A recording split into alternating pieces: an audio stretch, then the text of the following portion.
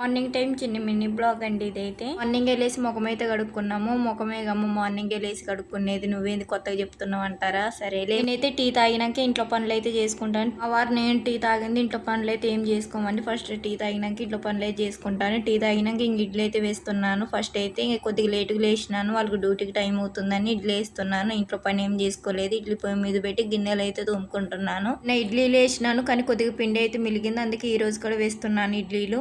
నేను ఇడ్లీలు వేసినా కానీ 11కి తిన్నా అని చెప్పినా కానీ, అందుకే ఈరోజు అయితే తొందరగా వేస్తున్నాను, మంచిగా తిందాం వేడి వేడి అని. వంట ఏం చేయలేదు, ఫస్ట్ ఇడ్లీలు వేసినాక వంట అయితే మధ్యాహ్నానికి బెండకాయ కర్రీ అయితే చేస్తాను. నైట్ అయితే గిన్నెలు అయితే తోముకోలేదు, అందుకే మార్నింగ్ తోమేస్తున్నాను మొత్తానికి. మిని గిన్నెలని ఇట్లయితే గిన్నె స్టాండ్లు అయితే పెడుతున్నాను. మళ్ళీ నీళ్ళు మొత్తం కిందకి జారాలి కాబట్టి మంచిగా అయితే గిన్నె స్టాండ్లు అయితే మంచిగా సదురుకుంటున్నాను గిన్నెలు. మా పిల్లగాళ్ళు అయితే బయట అయితే ఆడుకుంటున్నారు, వాళ్ళ కోసం అయితే పాలు అయితే కాగబెడుతున్నాను. ముందే కాగబెట్టి పక్కనే ఉంచితే చల్లారిపోతే, లేకపోతే వాళ్ళు ఏడుస్తారు పాల కోసం అని ముందే కాగబెట్టేసి పక్కనైతే ఉంచుతాను. శనక్కాయల కోసం అయితే పొట్టయితే తీస్తున్నాను. ఇంతేనండి నా వీడియో నచ్చితే చిన్న లైక్ చేసి ఫాలో చేయొచ్చు గబ్బా, ప్లీజ్.